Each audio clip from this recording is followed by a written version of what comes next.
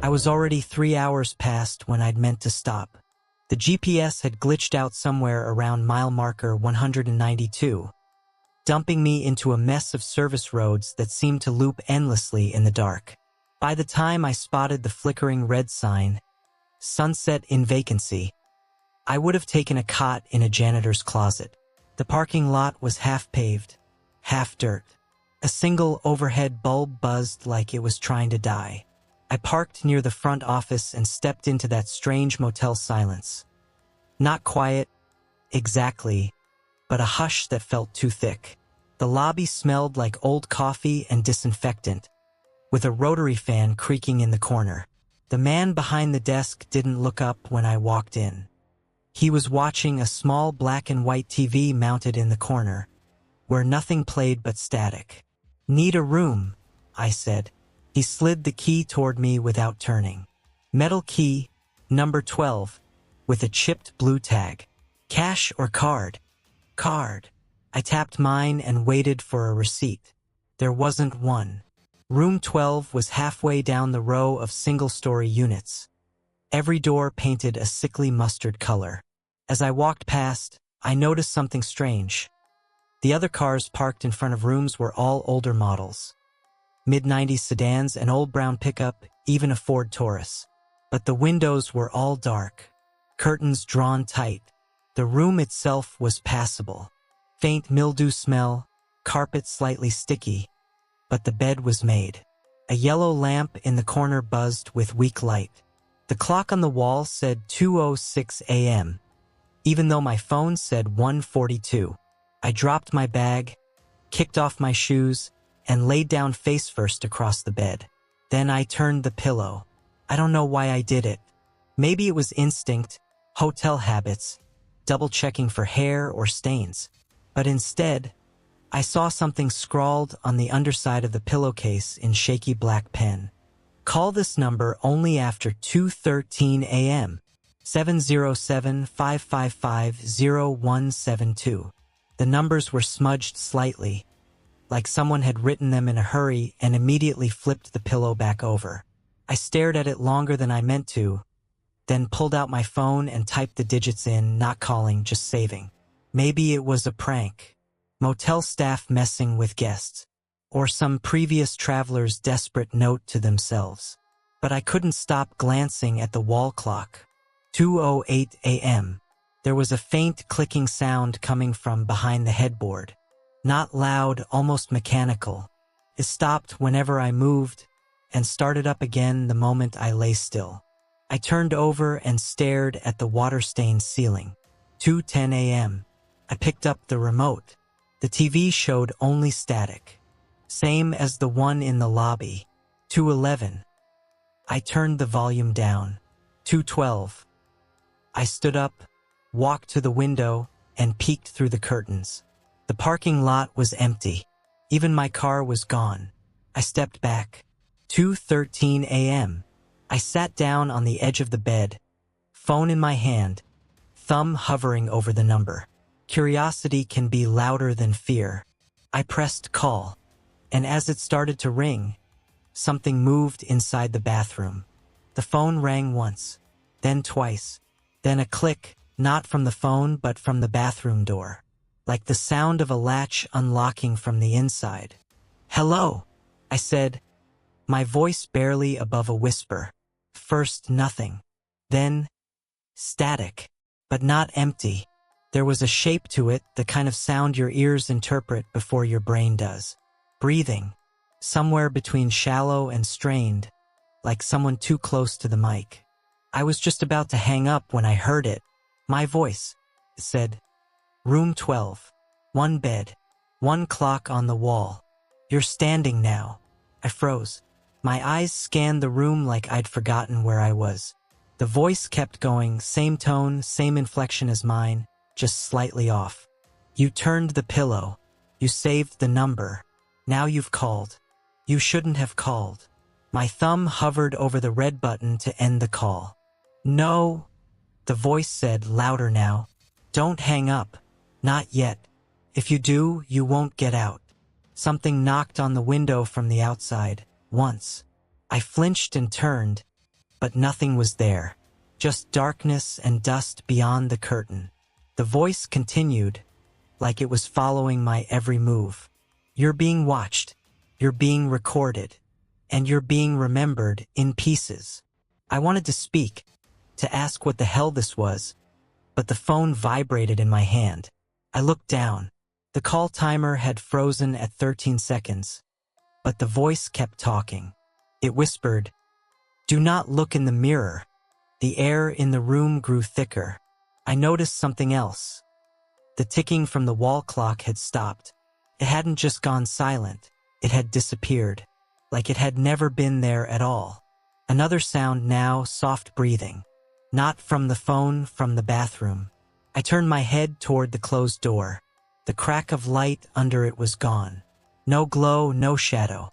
Just black. But the breathing, that stayed. Inhale. Exhale. Wet.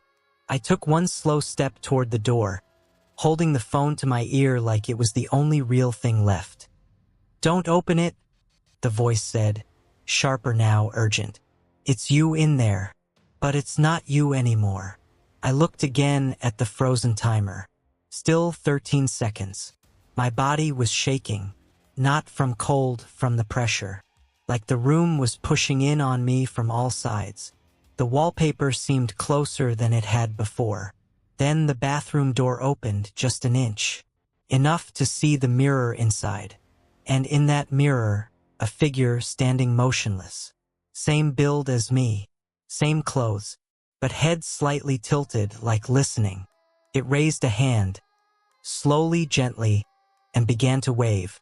The voice in the phone whispered, "If you hang up now, it takes your place." I stepped back. The bathroom door creaked wider. I dropped the phone. No impact sound. No thud. It just didn't hit the floor. I looked down. There was no floor, only darkness. And in the mirror, the other me stepped forward. The phone was gone. Not cracked, not broken, gone as if it had never existed. The carpet below me was whole, but wrong. Like someone had drawn it from memory, every pattern repeating just a little too soon. The bathroom mirror still reflected the other me, still waving, but now smiling. Not in a friendly way. It looked relieved. I backed away, but the room didn't stretch the way it should. I reached the bed in half the steps it should have taken. The clock on the wall had no hands. The lamp buzzed in a dead rhythm, like a heart skipping beats. And then the knock at the door. Soft. 3 times. I didn't move. The knock came again. A little louder. A little more impatient. Then a voice, muffled, almost childlike, said, "Checkout is now. You stayed too long." I reached for my bag, but it wasn't on the dresser. It wasn't anywhere. The pillow had been flipped back over. No number, no writing, just clean white fabric. I threw open the door and found nothing. No parking lot. No office. No night sky. Just hallway. Identical motel doors stretching endlessly in both directions. Every door numbered 12. Every door locked. No wind. No smell. No sound but the hum of vacancy. Behind me, the door clicked shut. When I turned back, the room was gone. I tried one of the new number 12 doors, locked. Tried another, locked. The third one opened. Same room. Same layout. But the bed was unmade. A rotary phone sat on the nightstand, off the hook, dial tone humming.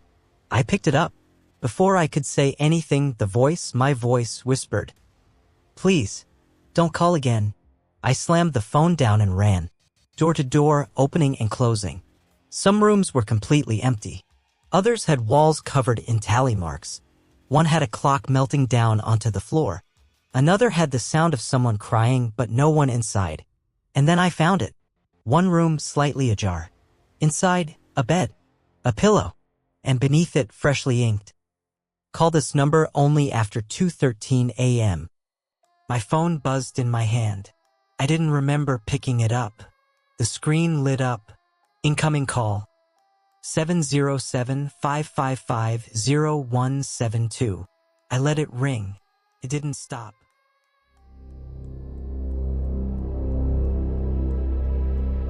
When I first moved into Turner Hall, I didn't think much of the smell. Old buildings always carry that sour, dusty perfume. the kind that lingers in the baseboards and radiators. Built sometime in the 70s, the dorm had been called a temporary overflow solution by the university for nearly 4 decades now. Brown cinder block walls, vinyl floors, a fluorescent buzz that never quite stopped. I was in room 310, end of the hall. My roommate, Devin, was quiet and barely present. Pre-med, always studying or out. I liked it that way. The first night, while unpacking, I noticed something strange. There were 7 doors in our hallway, an odd number. Every dorm floor had 6 rooms on each side, totaling 12. But here, one door didn't match. Room 313, wedged awkwardly between 311 and the janitor's closet with no door frame. Just flush metal with a tiny, faded number plate. No peephole, no handle, just a keyhole like from an old-fashioned lock. The kind that would take a skeleton key. I asked Devin about it the next day. He didn't even look up from his laptop. That room's not real. What does that mean? He sighed. It's just always been locked. Don't bother. I asked our RA, Jenna, a few days later. She gave me this stiff look and said, "No one's assigned to it. It's probably a utility space." But that wasn't true. I passed by it at night and heard movement. Soft creaks. A thump like someone dropping something. Once I thought I heard whispering, like a conversation through the wall. Then, on the 7th night, I heard knocking. It came at 3:13 a.m. 3 knocks. Even. Rhythmic. Then silence. I stared at the door through the peephole for what felt like an hour. It didn't open. Nothing moved. The hallway was empty. When I opened my door to check, there were footprints. Dusty, barefoot prints leading from 313 to the elevator at the end of the corridor. The next morning, they were gone. No one believed me. Devin shrugged. Jenna ignored me. So I started watching. Every night. Sometimes nothing. Other nights, knocks again. Sometimes a single knock. Sometimes more. I tried to record it once, but playback had nothing. Just static. Then one night, I noticed something worse. The number plate was gone. The door was still there, but the faded 313 had vanished, peeled clean off like it was never there. I checked the floor plan posted near the stairwell.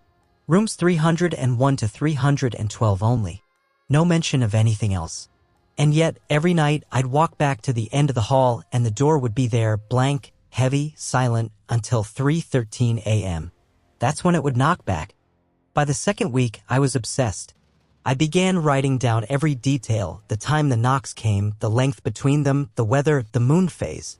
It felt ridiculous, but the door had become more consistent than any class I was attending. Every night at 3:13 a.m., without fail, knock, knock, knock. And something else had changed. The knocks had started to respond. One night, on impulse, I knocked back. 3 quick raps. Then silence. 10 seconds later, the same pattern returned, but off. The third knock was louder than the others. Almost angry. I left my phone recording outside the door that night. When I played the file back the next morning, it had captured something. Not just knocks. Breathing. Shallow. Dry. Like someone laying on the floor, their mouth inches from the gap under the door. At one point, you could even hear a low, scraping whisper. Let me remember. I didn't sleep much after that. I tried telling people again, Jenna the RA, a guy down the hall, even my psych professor during office hours. The reactions were the same, polite concern, followed by that look. The kind that says, maybe you need help. The only person who took me remotely seriously was an exchange student named Alan. He was on the 4th floor and claimed Turner Hall had been partially condemned in the late 90s after a fire. No official records confirmed it, but he said some wing of the 3rd floor had been shut off and rebuilt. No one talks about it, he told me, but someone died here. A student. Locked in a room during a fire drill. No one noticed until the smell started leaking out. He thought it might have been room 313. Alan and I made a plan to stay up together one night. 2 recorders. 2 phones. We sat across from the door at 3 a.m., backs to the wall, lights out. At 3:13, the knock came. This time, not 3 knocks. Just one. Long, slow. Like the sound of flesh hitting metal. Neither of us moved. My heart was in my throat. Then we both heard it. A voice from behind the door. A different voice this time. A child's voice. "Are you still in there with me?" it said. Alan reached toward the door. I slapped his hand away. He glared at me but didn't try again. The next morning, his recorder was blank. Mine too. But when I checked the hallway camera the university had recently installed, because of some stolen textbooks, something sent a chill through my spine. At 3:12 a.m., both Alan and I are sitting in frame. At 3:14, the hallway is empty. Then, at 3:17, we reappear, sitting exactly as before. But in the timestamp gap, silence. No motion. No fast forward. Just erased. Alan won't talk to me now. He dropped his classes and transferred out within the week. Left a note under my door. Just 2 words. "Don't knock." I told myself I'd stop too. I really did. But last night, I woke up on the hallway floor, right in front of 313. And this time, the door was open. The door wasn't wide open, just cracked. Maybe 2 inches. Enough to feel that breathless, humid air pushing out. Enough to see absolute darkness inside. No light. No furniture. No color. Just nothing. I didn't mean to go in. I truly didn't. But I blinked and suddenly I was past the doorframe. It was like I'd stepped into silence itself. No echo. No texture. The floor felt smooth underfoot, but it wasn't tile. Or wood. Or anything I could name. I turned back, but the door had vanished. Behind me, only black. Ahead, the faint sound of whispering. At first, I thought it was gibberish. But then I heard a phrase that stopped me cold. "You used to live here too." The whisper was my own voice. And I wasn't alone anymore. Figures emerged from the dark, not quite human, not quite shadows. They had the shape of students, backpacks, hoodies, lanyards, but their faces were featureless. Each of them tilted their head as I passed, like they were trying to remember me. One reached out with a hand that had 5 fingers but no palm, just a wrist tapering into black. I ran. No direction. Just away. The space didn't shift, I did. With every step, the air got colder, heavier. I found walls that hadn't been there a second before. Graffiti covered them, tally marks, phrases like, "Don't sleep here. She still knocks. Remember me? I'm not me anymore." One corner was covered in mirrors, but they didn't show me. Just flickers of other rooms in Turner Hall, a janitor's closet, a dorm lounge, my own room, but empty and ruined. Like they'd been abandoned for years. Eventually, I found a door. Not the one I came in through. This was wooden, old, with a brass handle and no number. Carved into the grain were the words, "This is where it remembers you." I had no other choice. When I opened it, I was back in my bed. 3:16 a.m. Heart pounding. Clothes damp. The room looked the same, but not quite. There was no sound from the hall. Devin's bed was empty. His half of the room was perfectly made, like no one had ever touched it. I checked my phone. The date said October 12th. That was the day I moved in. Again. I tried to find Alan the next morning. No record of him at the university. His room was freshly reassigned. The RA was someone else entirely. Jenna had apparently graduated last semester. No one remembered room 313. Except me. And every night now, no matter what dorm I sneak into or what motel I hide in, I hear the knocking again. Always at 3:13 a.m. And it's getting louder.